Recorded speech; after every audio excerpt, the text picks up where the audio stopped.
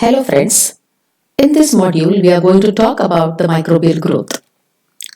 We will be discussing about the generation time, about the bacterial growth curve, and about the different methods that are used for the measurement of bacterial growth. All living things grow. When a living thing grows, there is an increase in its size and weight. A seedling grows into a big tree or a calf grows into a cow. In the case of multicellular organisms, with an increase in size and weight, there is a corresponding increase in the number of cells. This increase in the number of cells is common to the growth of an unicellular organism like bacteria. However, in microbes, as they are unicellular, no visible increase in size is seen.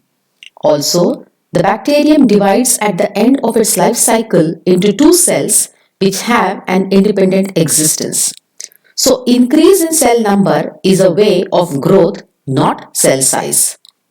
Thus, growth may be defined as an increase in cellular constituents which leads to a rise in cell number when microorganisms reproduce. One cell becomes a colony of millions of cells. There are different ways in which bacteria reproduce. These are binary fission, budding, fragmentation, and spore formation. It is usually not possible or convenient to investigate the growth and reproduction of individual microorganisms because of their small size. Therefore, while studying the growth of bacteria, it is common to follow changes in the total bacterial population. The first method by which bacteria reproduce is binary fission. Binary fission is the most common way in which the bacteria divide. It occurs when a cell grows and then splits with one cell becoming two. The division can be longitudinal, transverse, symmetrical, or asymmetrical depending upon the species. These cells in turn expand in size and, if conditions are favorable, further divide into two. As can be seen in the picture on your screen, during division, the cytoplasmic membrane invaginates exactly at the center. This is followed by inward growth of the cell wall to form a septum. As the time of division grows nearer, the septum contracts, eventually pinching off and separating the two daughter cells. During this process, the cytoplasm is divided and the newly replicated chromosomes are partitioned into separate daughter cells. Budding is another method of cell division in which the daughter cell is formed as an outgrowth from the mother cell, as can be seen in the picture. The daughter cell increases in size until it breaks off from the mother cell. A copy of the chromosome from the mother cell must pass into the daughter cell before the bud breaks off. Eventually, the daughter cell reaches a threshold size and starts producing buds of its own. This type of division is common in yeast cells and in certain strains of bacteria, especially stalked bacteria like that of Colobacter. Fragmentation is a common method of reproduction in filamentous bacteria like Nocardia and Streptomyces. The filament is broken into bacillary cells, each of which grows into new organisms. Spore formation is another way of reproduction, particularly in bacteria whose life cycle is similar to that of fungi. These include the genus Streptomyces, which are filamentous bacteria. Some hyphae grow aerially. The tips of these hyphae bear spores which then germinate to form new cells. This figure shows the growth of Streptomyces species on potato dextrose agar plate. Note the powdery white spores which can germinate to produce the new cells. Let us now discuss the concept of generation time. In laboratory, under favorable conditions, a growing bacterial population doubles at regular intervals. When a cell divides by binary fission, it grows exponentially, and the increase in a bacterial population is by geometric progression. If we start with one cell, when it divides, there are 2 cells in the first generation, 4 cells in the second generation, 8 cells in the third generation, and so on.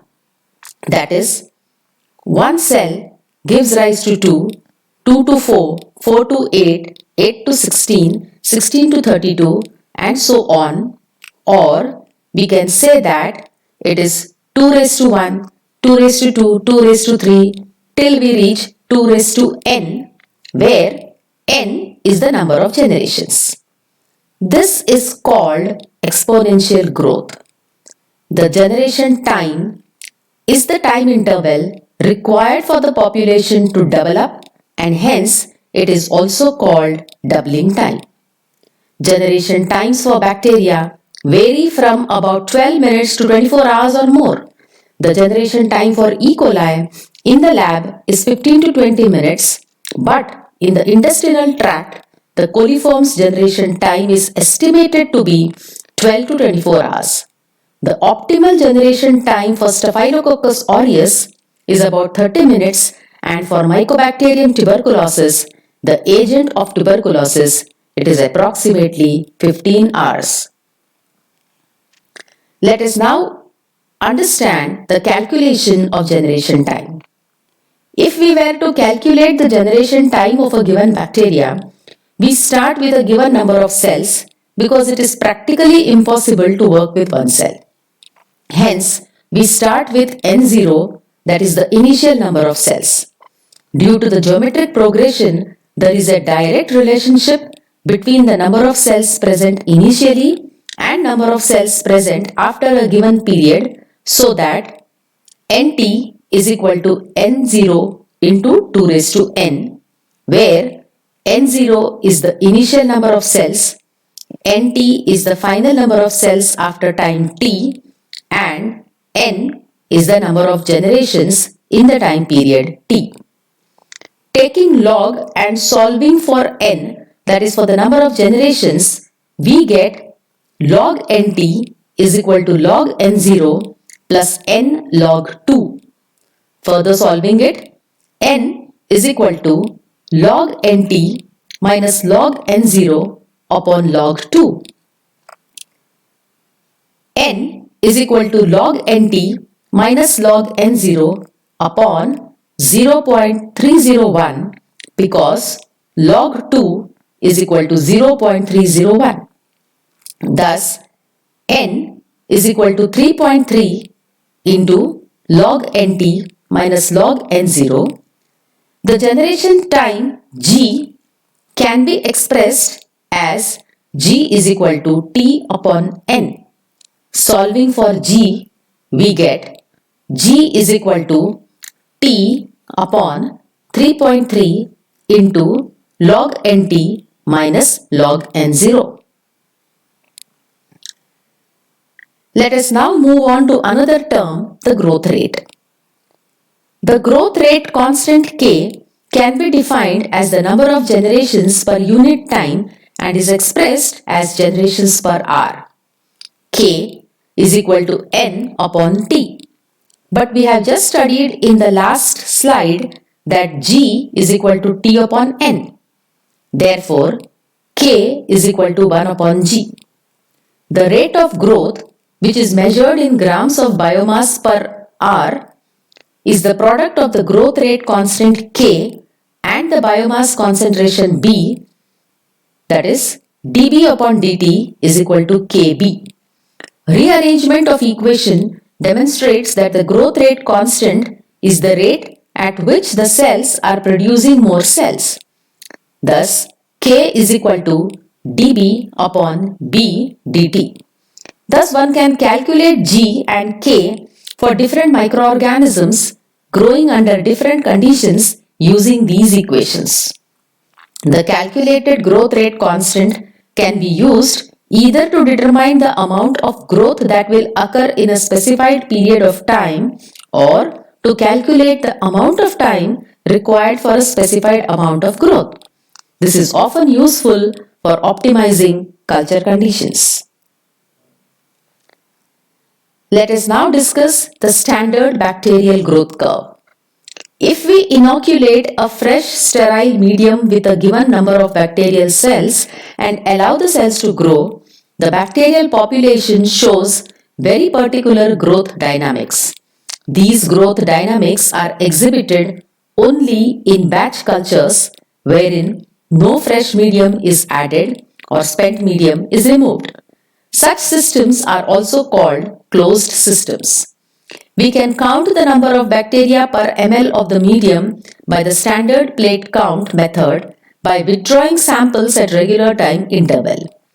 If we plot the log of number of viable bacteria against time, we get what we call as the typical bacterial growth curve as shown in the figure. A typical bacterial growth curve shows various distinct phases as can be seen on your screen. The first is lag phase, the second is log phase, the third is stationary phase, and the fourth is death phase. Let us now study each of these phases in detail. The first is the lag phase. Immediately after inoculation of the cells into fresh medium, the population temporarily remains unchanged. This is because the microbe might have to adjust to the medium, which might be different from the one in which it was growing. During this phase, metabolism is accelerated, resulting in rapid biosynthesis of cellular macromolecules, primarily enzymes, in preparation for the next phase of the cycle. Although the cells are increasing in size, there is no cell division and therefore no increase in the number of cells. Hence, a lag is observed in the growth of the organism. The length of the lag phase is apparently dependent on a wide variety of factors, including the size of the inoculum, time necessary to recover from physical damage during transfer, and time required for synthesis of essential enzymes and coenzymes that are necessary to metabolize the substrates present in the medium.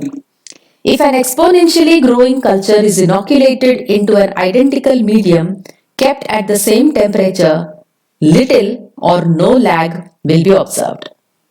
In contrast, a culture that has been growing in a rich medium and is inoculated into a minimal medium will typically have a long lag phase during which the enzymes necessary for growth in the new environment are synthesized.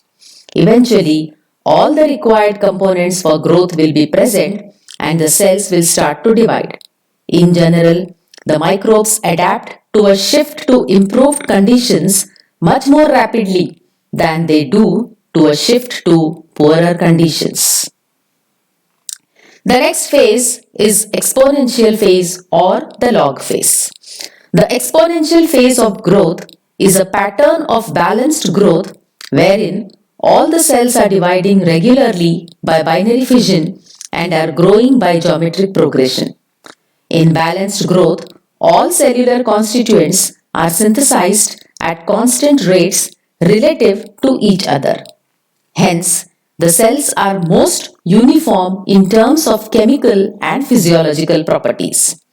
The log phase cultures are therefore desired in biochemical and physiological studies. If there is a change in the nutrient level or in the environmental conditions, unbalanced growth occurs. The rates of synthesis of cell components change with respect to one another, and this continues till a new balanced state is reached. During the exponential phase, the growth rate is constant. It is reasonable to consider that a steady state is established where the relative concentrations of all the metabolites and all the enzymes are constant. It is in fact the only phase of the growth cycle where the properties of the cells may be considered constant and can be described by a numeric value, the exponential growth rate corresponding to the overall velocity of the steady state pattern. The rate of exponential growth of a bacterial culture is expressed as generation time, also the doubling time of the bacterial population. During this phase, the log of the number of viable cells plotted against time results in a straight line. The next phase is the stationary phase. Exponential growth cannot be continued forever in a batch culture. Eventually, exponential growth ceases and the growth curve becomes horizontal. This is called stationary phase, during which the total number of viable cells remain constant. This might be either due to a balance between cell division and cell death, or the cells might simply stop dividing. The stationary phase could be as a result of any one of these factors. First, exhaustion of available nutrients. If an essential nutrient is depleted, the cells stop dividing. For example, the growth of aerobic organisms is often limited by the non-availability of oxygen. The second factor is accumulation of inhibitory metabolites or end products. This is quite common in anaerobic organisms. For example, the organisms which produce organic acids from sugar fermentation make the medium so acidic that their growth is inhibited. The third factor is exhaustion of space. In this case, it is called as a lack of biological space. The growth might sometimes simply cease because a critical cell density has reached. The stationary phase, like the lag phase, is not necessarily a period of quiescence. Upon entering stationary phase, cell functions necessary for growth will cease, but different functions necessary for survival are turned on. Bacteria produce secondary metabolites such as antibiotics during the stationary phase. It is during the stationary phase that spore-forming bacteria start producing the endospores. The next phase is the death phase. If incubation continues after the population reaches stationary phase, a death phase follows, in which the viable cell population declines. During the death phase, the number of viable cells decreases geometrically, essentially the reverse of growth during the log phase. Death rate is different for different bacteria. Some species die very rapidly, whereas others may persist for even years. The next phase is the survival phase. If you observe the growth curve, you will observe that the death phase is never shown to reach a value of 0. In fact, it extends and runs almost parallel to the x-axis. This is because a growing number of researchers believe that a survival phase follows the death phase. We know that the endospore forming bacteria respond to adverse conditions by forming endospores and thus survive. These can revive when they get a fresh supply of nutrients. Those bacteria which cannot form endospore just decrease in overall size accompanied by protoplast shrinkage and nucleoid condensation. These bacteria which are fighting for survival actually produce a number of starvation proteins which make the cell much more resistant to damage. These include DNA binding proteins which protect DNA and chaperone proteins which protect proteins from denaturation. As a result, these bacteria become stronger and harder to kill and can survive for years altogether. It has also been argued that in a bacterial population fighting for survival, some bacterial cells die and nutrients that are released are used by the surviving cells. Thus, the dying cells actually sacrifice themselves for the benefit of the larger population. Let us now discuss the transition phases. The growth curve, as can be seen in the figure, does not have sharp angles between any two phases. Instead, there are curves between these phases. These curves actually represent the transition phases. When the bacterial population is in the lag phase, not all the cells are triggered to enter the log phase simultaneously. Had it been so, there would have been a sharp angle between the two phases, lag and log.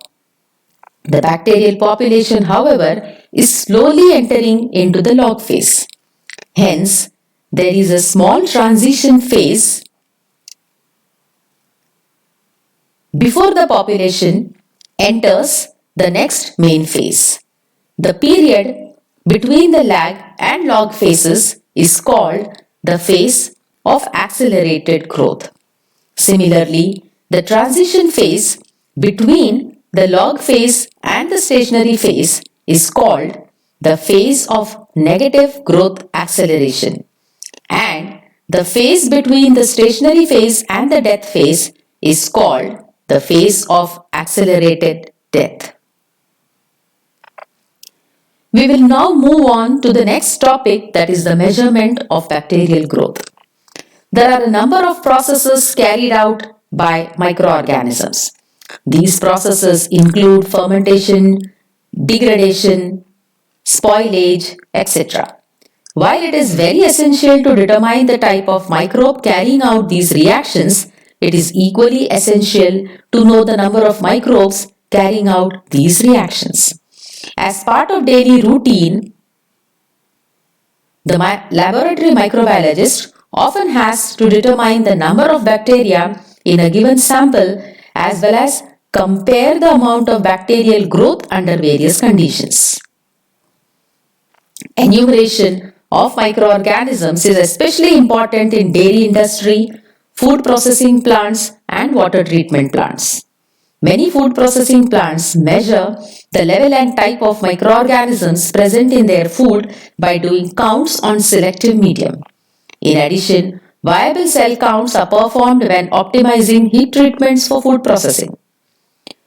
Sewage treatment plants routinely sample and count the microbes present in their treatment systems to ensure the correct type and numbers of bacteria present. Also, coliforms are enumerated in water to determine the potability of water.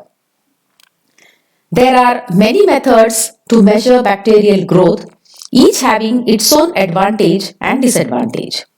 The method you use would depend upon the organism in question and the experimental conditions. These different methods include measurement of cell number, measurement of cell density, measurement of cell mass, and measurement of cell activity. Let us first move on to the measurement of cell number. These methods include direct counts and indirect viable cell count. The first method is direct microscopic count. One of the simplest methods of determining the number of microorganisms is by direct counting. In this method, a counting chamber consisting of a ruled slide and a cover slip is employed. It is constructed in such a manner that the space between the cover slip and ruled lines on slide can hold a small and known volume of the sample. There are 16 small squares in the large double-lined squares that are actually counted, making the volume of a large double-lined square 1 upon 1,250,000 cubic centimeters. The normal procedure is to count the number of bacteria in 5 large double-lined squares and divide by 5 to get the average number of bacteria per large square. If the bacteria are diluted, such as by mixing the bacteria with dye before being placed in counting chamber, then this dilution must also be considered in the final calculations. The formula that is used for direct microscopic count is the number of bacteria per cc is equal to average number of bacteria per large double-lined square into the dilution factor of the large square.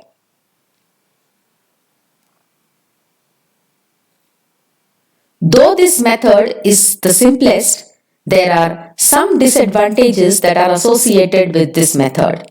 They are using a dye for visualizing the cells often kills them. Thus, it is not possible to distinguish the dead cells from living, and hence it gives us the total cell count rather than the viable count. Second, a phase contrast microscope is necessary for unstained preparations. Third, small cells might be missed during counting and hence leading to errors. And fourth, accuracy can be achieved only by experience. The next method of measurement of cell number is the plate count, also called the viable cell count.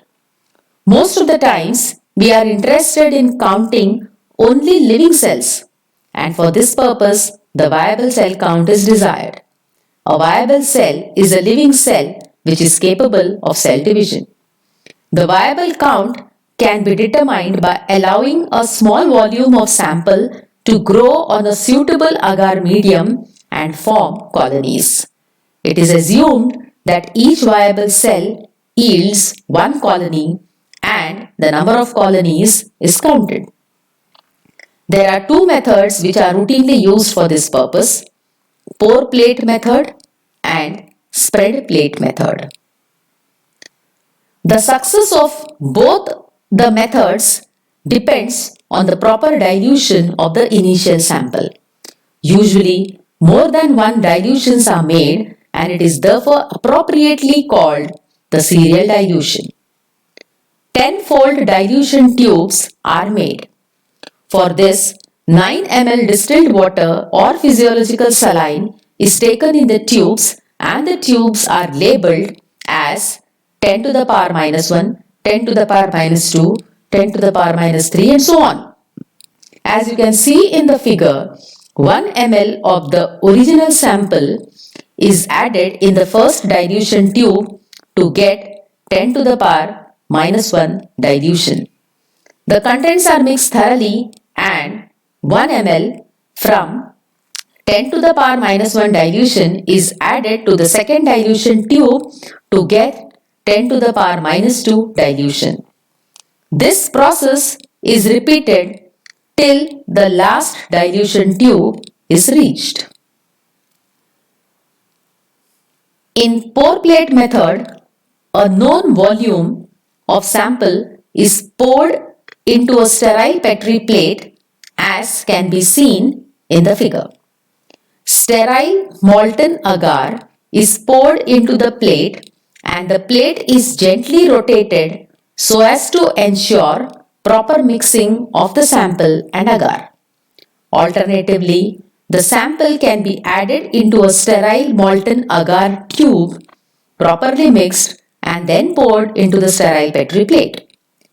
In spread plate method, the sample is suitably diluted and then 0.1 ml of the sample is spread over the surface of the sterile agar plate with the help of a sterile glass spreader as shown in the figure. The surface of the agar should be dry so that it soaks in the sample. It is not desirable to use a sample volume more than 0.1 ml because the excess volume does not soak in and causes the colonies to mix and fuse so that it becomes difficult to count them and also leads to errors. Finally, the plates are incubated for 24 hours and the colonies are counted. In the case of pour plate method, the colonies grow in and on the medium, but in the spread plate methods, colonies grow only on the surface of the medium. After incubation, the number of colonies on the plates are counted using a colony counter. Generally, one wants to determine the number of colony forming units per ml of the sample. To find this, the number of colonies on a plate having 30 to 300 colonies is selected. This is because this range is considered statistically significant. If there are less than 30 colonies on the plate, small errors in dilution technique or the presence of a few contaminants will have a drastic effect on the final count. Likewise, if there are more than 300 colonies on the plate, there will be poor isolation and colonies will have grown together. The number of colonies is multiplied by the number of times the original bacterial sample was diluted. For example, if a plate containing 1 is to 10 to the power 4 dilution of the original ml of the sample shows 32 colonies, then 32 represents the number of CFUs present in the original ml. Therefore, the number of CFUs per ml in the original sample is found by the formula number of colony forming units per ml of the sample is equal to number of colonies into dilution factor of the plate counted upon volume of the sample plated. Thus, we get 32 into 10,000, which gives us 3.2 into 10 to the power 5 colony forming units per ml. The next method is measurement of cell density. When you prepare a cell liquid medium like nutrient broth and inoculate it with a bacterial culture, say E. coli, and incubate it, you observe that the medium which was clear previously has now become very turbid. The turbidity is actually an indication of bacterial growth. The more turbid the medium, more growth in the medium. Why has the medium become turbid? It is so because the bacterial culture acts like a colloidal suspension which blocks and reflects light passing through the culture. Within limits, the light absorbed by the bacterial suspension will be directly proportional to the concentration of the cells in the culture. By measuring the light absorbed by a bacterial suspension, one can estimate and compare the number of bacteria present. The instrument used to measure turbidity is a colorimeter or a spectrophotometer.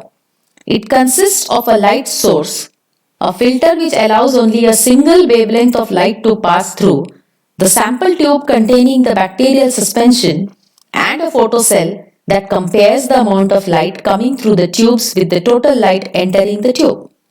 As the cell number increases, the absorbance also increases.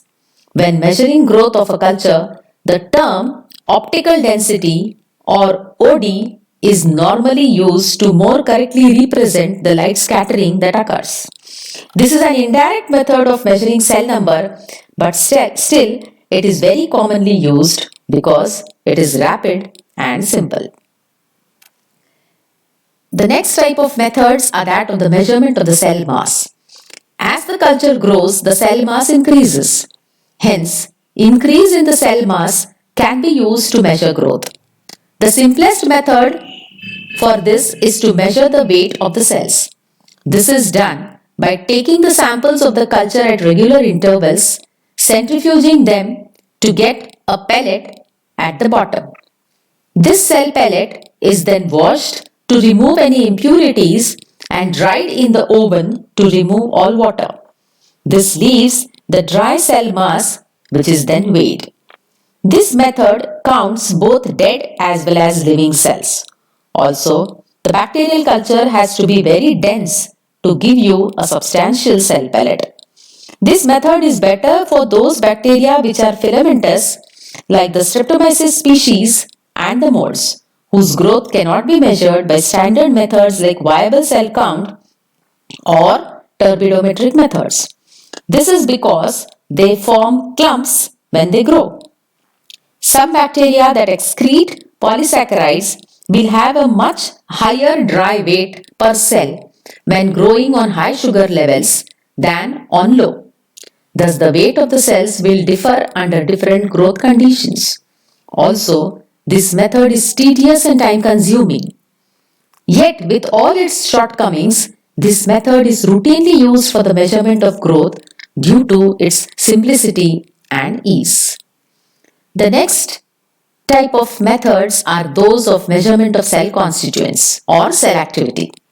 Sometimes it is practically impossible to measure either the cell number or the cell mass, particularly with organisms which form a mycelial mass or form pellets or clumps. In these cases, it is better to follow the change in the amount of cellular components instead of the entire cell mass of the cell.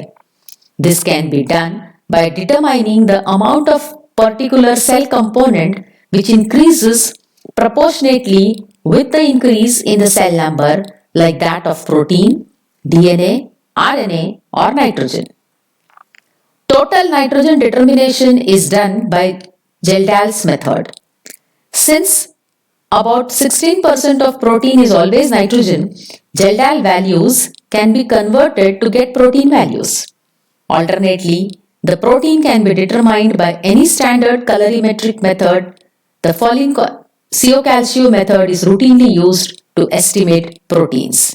Also, production of carbon dioxide during fermentation can be measured by using the apparatus which you can see on your screen.